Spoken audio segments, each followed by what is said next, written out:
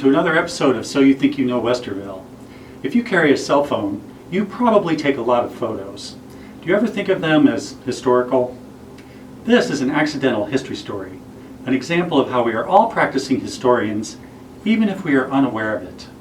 Marilyn Jo Stubbs and Harold Dean Hard grew up here in Westerville. Photos of the two of them together appear in Mary Jo's scrapbooks starting around 1950. They were high school sweethearts.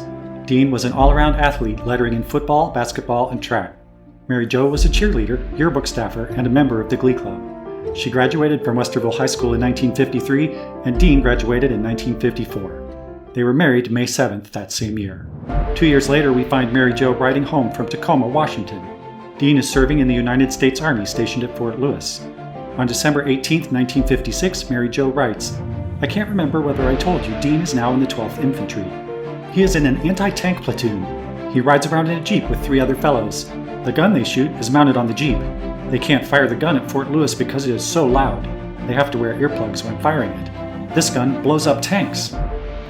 During those Army years, Dean and Mary Jo kept a scrapbook. It includes typical photos of holiday get-togethers and sightseeing vacations, but also many of Dean at work. Some photos didn't make it into the book, including this surprising one. On the back is a single handwritten word, Stokes. They also saved newspaper clippings. Unfortunately, most of the clips are not dated, and we can't always tell which newspaper they came from, but with a little research, they revealed an incredible story. Between the Korean and Vietnam Wars, the Army underwent major organizational changes brought on in part by the belief that the next war would be fought on a battlefield that included tactical nuclear weapons. They called it the Army's New Look.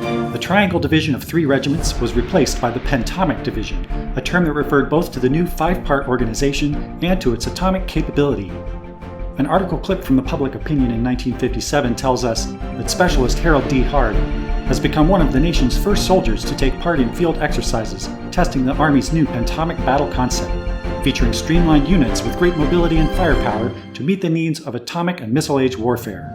Another clipping from a Tacoma newspaper says, "Troops of the 4th Division's 12th Infantry plunged into 4 days of the nearest thing to battle.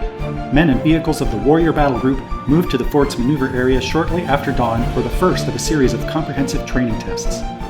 Nuclear attack will be simulated by exploding TNT and napalm devices which produce the familiar mushroom cloud of smoke and flame, but have very little blasting power." The Fort Lewis exercises were conducted from January through March of 1957, but the soldiers of the 12th Infantry would soon face a more fearsome test. Operation Plumbob was an ambitious series of atmospheric nuclear tests at the Atomic Energy Commission's Nevada test site.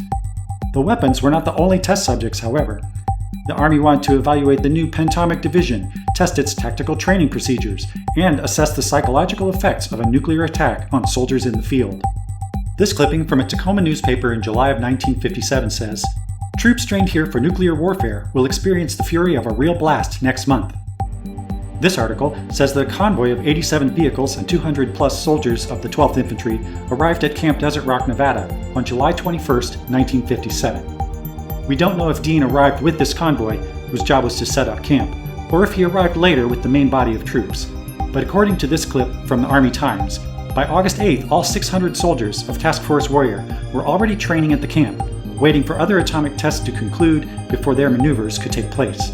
One such test, detonated on August 7, 1957, was codenamed Stokes. If he arrived with the convoy on July 21st, Dean may have witnessed as many as 7 atomic blasts. Only one detonation in the Operation Plumbob series included troop maneuvers.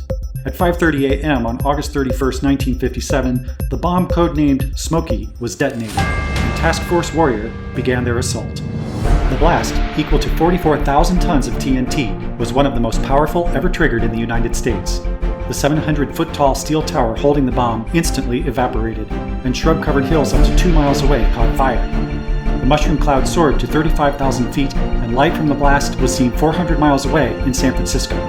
This article says, "Within a few minutes after the shuddering blast was touched off, 40 helicopters swooped in to pick up 900 nuclear-age infantrymen huddled 8,500 yards from the blast site for post-shot assault maneuvers. The entire operation would take just under 3 hours, and somewhere on that simulated atomic battlefield, Specialist Harold Dean Hard was driving a Jeep mounted with a big gun and hunting for tanks."